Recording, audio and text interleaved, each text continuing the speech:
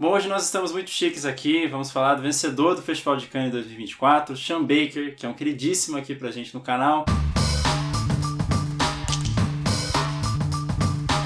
A Nora, uma dançarina de uma boate, conhece o filho de um oligarca russo com quem vive um conto de fadas cercado de muitas regalias e interesses. Bom, Nathan, de fato nós estamos chiquetosos, porque nós fomos aí na coletiva de imprensa aí para assistir em primeira mão esse novo filme do Sean Baker, que ganhou a Palma de Ouro. A gente estava muito curioso porque a gente gosta muito desse diretor. A gente tem um vídeo especialíssimo aqui no canal, uma video essay, falando de um dos filmes que para mim é um dos melhores da carreira dele, que é o Projeto Flórida. Tanto eu quanto o Nathan, nós gostamos demais. Mas esse filme ele já vem aí com uma certa polêmica, porque o Sean Baker, ele é norte-americano. A presidente do júri do Festival de Cannes desse ano era a Greta Gerwig. Se vocês não sabem de quem se trata, é a diretora do filme da Barbie, também norte-americana, e deu a Palma de Ouro para esse filme. Mas todo mundo era unânime, todo mundo tava falando que quem devia ter ganhado a Palma de Ouro era The Seeds of the Secret Fig, um filme iraniano que inclusive foi pro Festival do Rio. A gente também tá bastante curioso para assistir.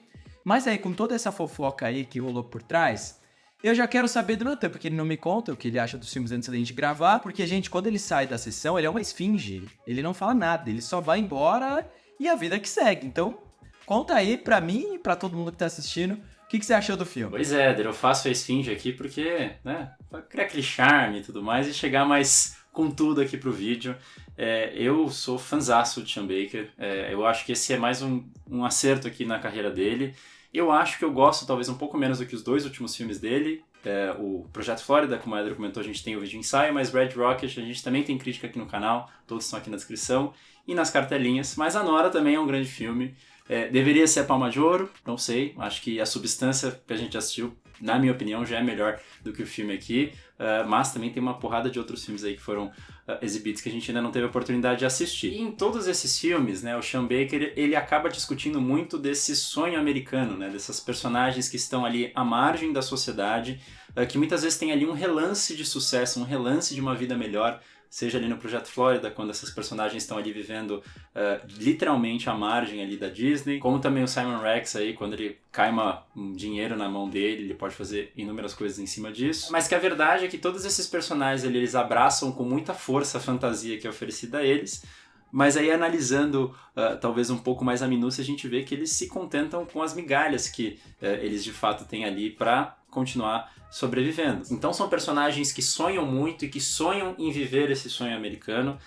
Eu acho que a protagonista ali é muito evidente, como o Eder disse aí na sinopse, esse russo que supostamente vai levar ela a um outro patamar financeiro na vida, mas ela também é uma personagem que oferece sonhos para todos esses homens que chegam ali na boate dela e que tem um momento de contento para sair da rotina delas, inclusive o próprio russo que vai ali aos Estados Unidos em busca também dessa liberdade prometida ali pelo solo americano, mas que ambos aos poucos vão percebendo que talvez essas coisas não sejam tão fáceis e tão parte de um conto de fadas assim. E abraçam o sonho do outro até o momento em que isso não é mais possível e chamam isso, nesse primeiro momento, de amor. De fato, Nathan, como você bem disse, não tem como a gente saber se mereceu ou não ganhar a Palma de Ouro, mesmo porque a gente não assistiu grande parte dos filmes, e também essa questão de prêmio, de ganhar ou não, é algo muito mais subjetivo que envolve uma crítica e muito mais profunda.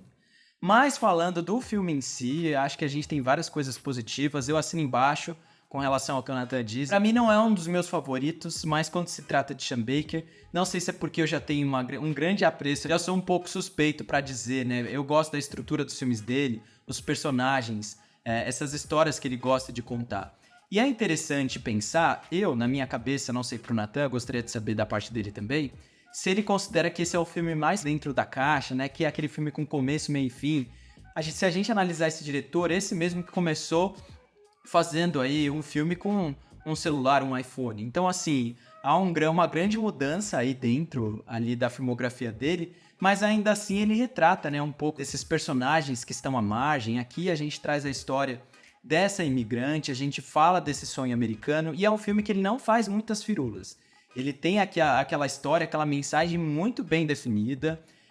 É uma personagem, né, que ela é imigrante, muito jovem, e vai para os Estados Unidos em busca desse sonho americano, né? Ela entende ali, ela tem aquela esperança no fundo de quebrar as barreiras do status quo e encontrar ali uma outra realidade para ela, já que ainda assim os Estados Unidos é vendido como essa terra dos sonhos.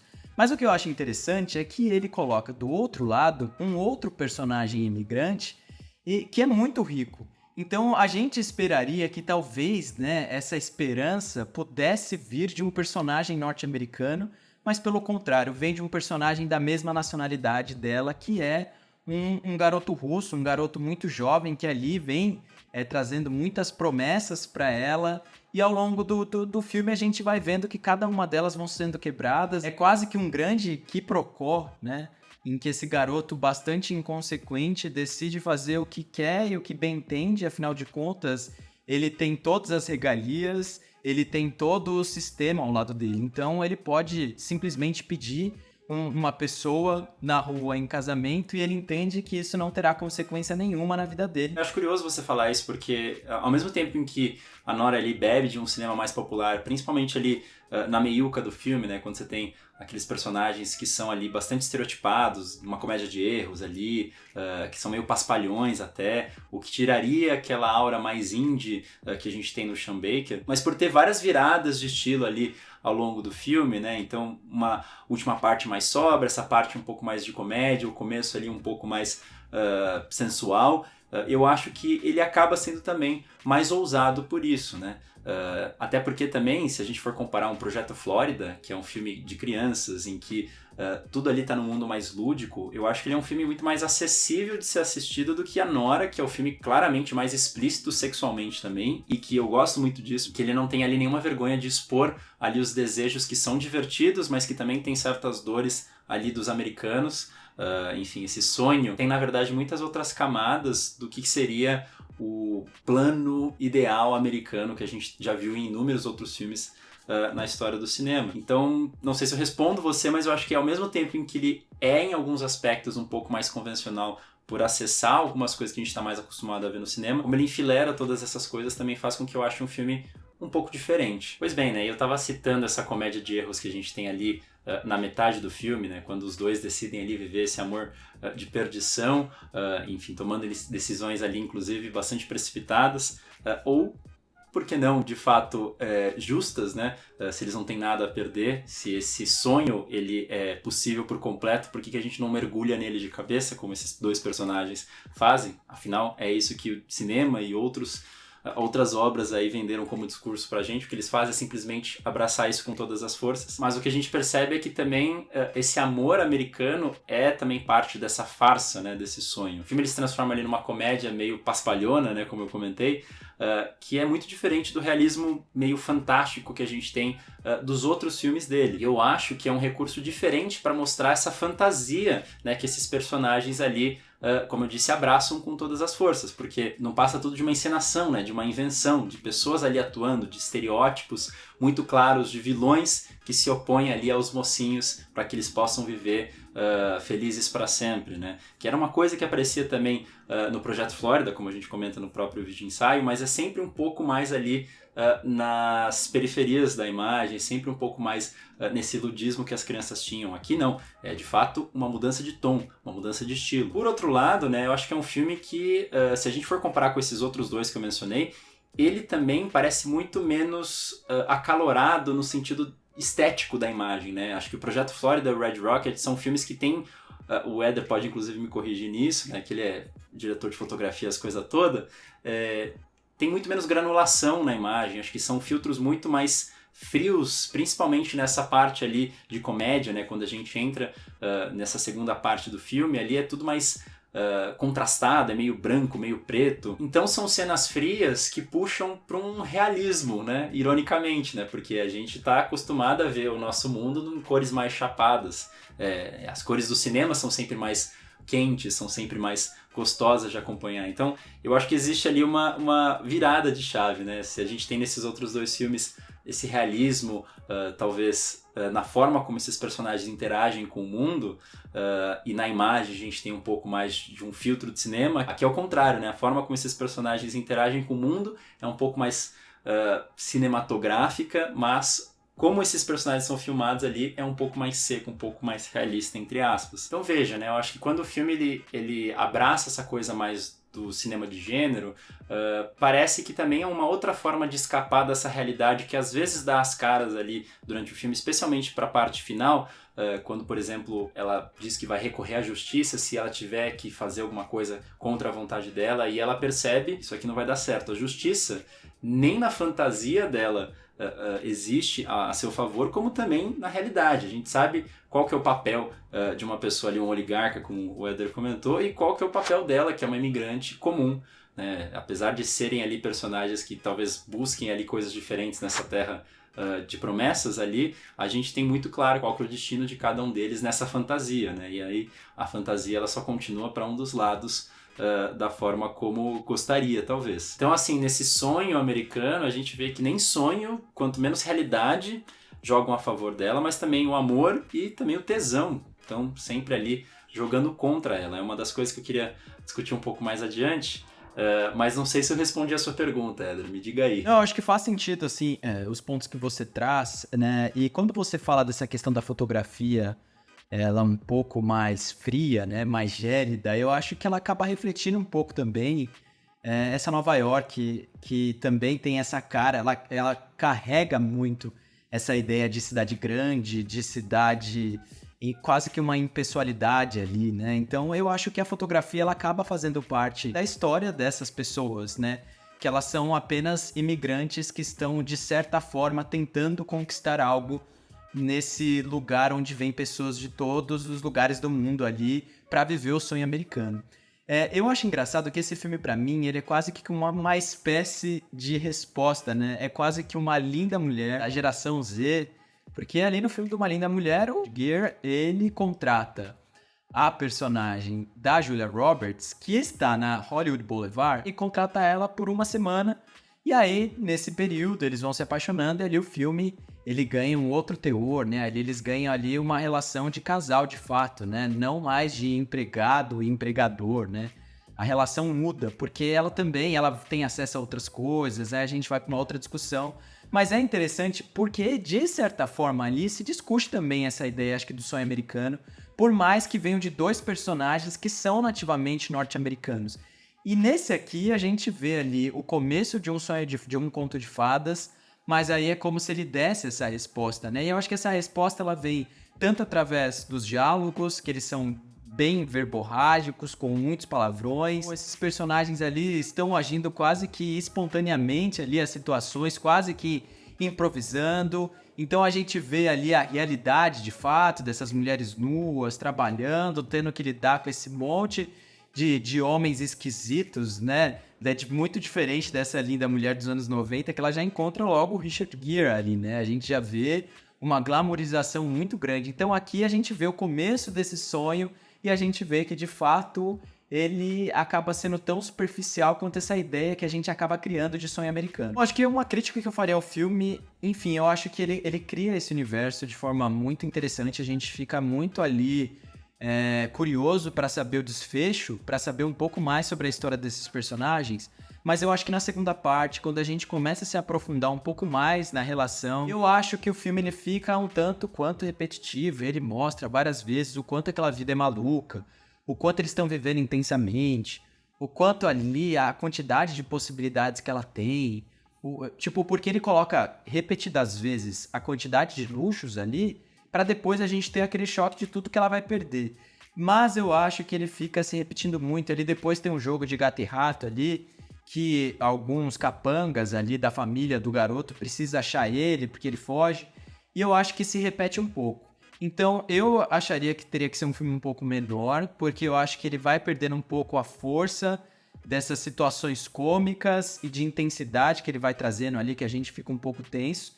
Mas tirando isso, eu acho que é um filme bastante popular, e eu digo isso no sentido muito positivo. Eu acho que é um filme que ele, em alguns momentos, ele faz com que a gente sinta dó, a gente vai dar risada, a gente vai ficar tenso. Sinceramente, não me incomoda muito essa duração, eu me divirto, acho que nessas pequenas tiradas ali que vão acontecendo durante o filme, acho que tem um fator meio de ansiedade, assim, que me lembrou em alguma medida, sei lá, o Joias Brutas, por exemplo, os filmes de modo geral dos irmãos Safdie, assim, né, essa coisa que tem ali uma pegada indie, mas também tem uma coisa um pouco mais desbocada ali, enfim, como esses personagens são ridículos e ao mesmo tempo a gente vai com tudo nesse ridículo deles.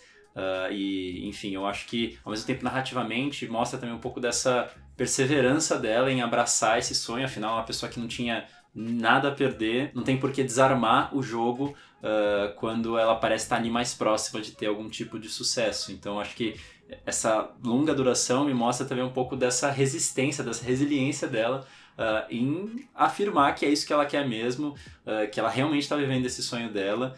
E que eu acho que também justifica um pouco algumas críticas que eu vi de pessoas comentando que, enfim, a gente tem esse filme que acaba tornando muitas das violências que essa mulher sofre, principalmente nesse miolo do filme, em comédia, né? Eu acho que tem uma coisa bem mais escrachada nesse miolo, né, em comparação ao resto do filme, que é um pouco mais duro, mais realista. Eu jogo um pouco na coisa do cinema de gênero, mas eu acho que também tem um pouco disso, dessa personagem que, como eu disse, ela não tem nada a perder. Então, por mais dolorido que seja ali as condições que ela tá passando, nada passa das dores que ela já tinha antes. Então ela vai abraçar isso com todas as forças possíveis. Por mais que ela passe de histérica, doida ou qualquer outro estereótipo que a gente coloque em cima dela, até porque, como eu disse, né, esse miolo é muito feito ali de estereótipos que a gente tem. Todos os personagens ali vão assumir um papel. Tem, por exemplo, um outro russo que aparece ali como bom mocinho, a pessoa ali que vai apaziguar todos os ânimos. Tem os pais ali desse russo que são ali os big bosses. Então acho que tudo ali tá num universo um pouco mais farsesco da coisa, ao mesmo tempo em que eu acho que também, se a gente for avaliar, isso também faz sentido narrativamente na trajetória que essa personagem ali tem. Então essa questão de gênero, né, a representação da mulher aqui do filme não me incomoda também, como eu vi algumas críticas ali nas redes sociais, mas o espaço aqui dos comentários está aberto, especialmente para vocês mulheres questionarem aqui. Pois bem, né, e chegando no final do filme, né, a gente tem ainda esse personagem, como eu comentei, é colocado como um interesse amoroso da protagonista, né? No meio desse caos todo, ele vai ser sempre o cara mais razoável, o cara um pouco mais empático, que de forma até bastante forçada, muitas vezes entra ali num momento que é completamente inoportuno para se mostrar um bom moço. Eu acho que aí, mais uma vez, a gente está nesse registro do cinema de gênero, né? Parte ali de muitas convenções numa comédia romântica aí, como o Éder comentou, mais próximos talvez aí de Pretty Woman, esse homem que é bruto, que tem um certo poder, mas que ainda assim no final ama ela e que de alguma forma vai salvá-la dessa dor toda que ela, da posição em que ela está, supostamente vive. E o que a gente vê é que a maior parte do tempo ela recusa esse cara e recusa quase que até o fim do filme, né? Então ela, apesar de sofrer todas essas violências também, ela é uma pessoa muito independente, é uma pessoa que responde à altura de todas essas violências que estão ali acontecendo ao redor dela. E que deixa claro que ela está sofrendo essas violências e não se silencia à frente desses personagens. E aí, entrando num terreno de spoilers, né, pra gente falar de fato ali do final do filme, caso vocês não tenham assistido, pulem aqui pro tempo indicado. Eu acho que quando a personagem ela percebe que de fato ela perdeu essa ilusão que ela tinha, né? Então ela não vai ter o dinheiro, ela não vai ter o sucesso, ela não vai ter a vida ganha como ela achou que ela teria com esse russo com quem ela se casou.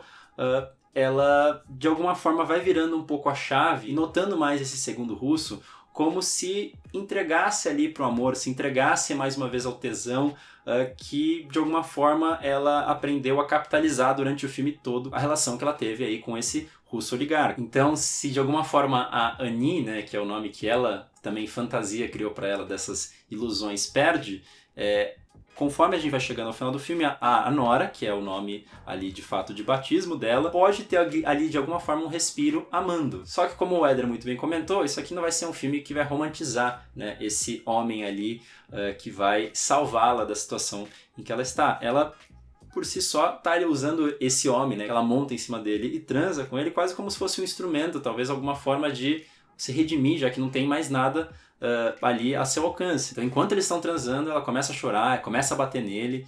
De alguma forma, talvez ela perceba que os Estados Unidos ali não comporta pessoas como ela. Tudo que ela viveu, de fato, foi uma falsidade, que talvez ela já soubesse desde o começo, mas que, como eu disse, mais uma vez, ela não tinha nada a perder, então por que não ir até o fim com isso tudo? Então ali talvez seja um momento em que ela aceite a realidade que ela vai viver e que tem ali aquele final que é super duro, né, melancólico, que mais uma vez comparando aos dois últimos filmes do Sean Baker, né, é uma estrutura diferente, né, porque a gente tinha filmes que sempre tinham um salto de fantasia no final, né, Projeto Flórida, a gente tem aquele momento em que a personagem de fato vai viver o conto de fadas na Disney, se ela nunca conseguiu acessar o espaço, ela finalmente vai conseguir agora. E no Red Rocket também um momento ali de êxtase, né? Se ele tá se ferrando o tempo inteiro ali no final do filme, ali ele vai ter uma pequena redenção. Então são dois filmes que o Sean Baker parece que de alguma forma tá querendo abraçar esses personagens, dar um momento ali de felicidade para pessoas que sonharam com muito pouco. Mas a Nora é muito diferente desses dois personagens. Ela de fato quase chegou ali, quase conquistou uma coisa muito grandiosa. Então eu acho que aqui a gente não tem uma colher de chá, né? A gente vai ter essa personagem de fato num carro velho da avó do outro moço no meio de uma nevasca, porque ela é dona de si e se tinha uma ilusão que ela poderia mergulhar fundo, é a que ela justamente perdeu. Então agora o que sobra de fato é a realidade mais palpável e dolorosa possível. Então assim, eu acho que é um filme que é interessante porque propõe uma coisa um pouco diferente desses últimos dois. Apesar de eu gostar ainda um pouco mais desses dois anteriores, eu acho que esse ainda é um grande filme. Então assim, Sean Baker, mesmo quando não me comove por completo, me comove, o que já é mais poderoso que assim, a grande parte dos cineastas que a gente tem hoje na atualidade.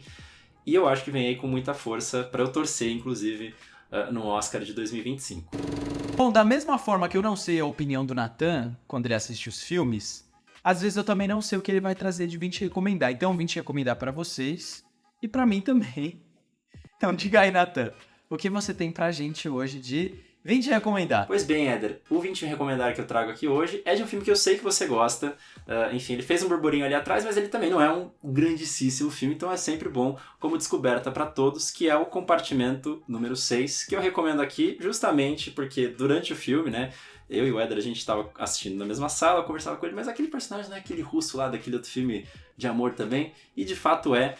O filme aí, dirigido por um finlandês que é uma das minhas paixões independentes, que é o Juho Kuosmanen. Ele fez O Dia Mais Feliz da Vida de Olli Mack, que faz tempo que eu não falo aqui no canal, então vou deixar registrado, que é um dos meus filmes favoritos da década passada, tal qual o Projeto Flórida é.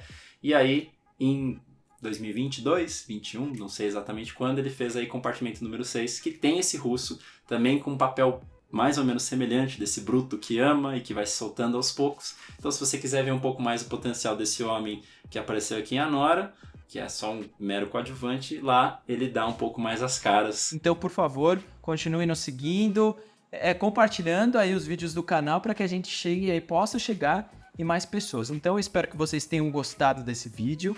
Um grande beijo e até a próxima!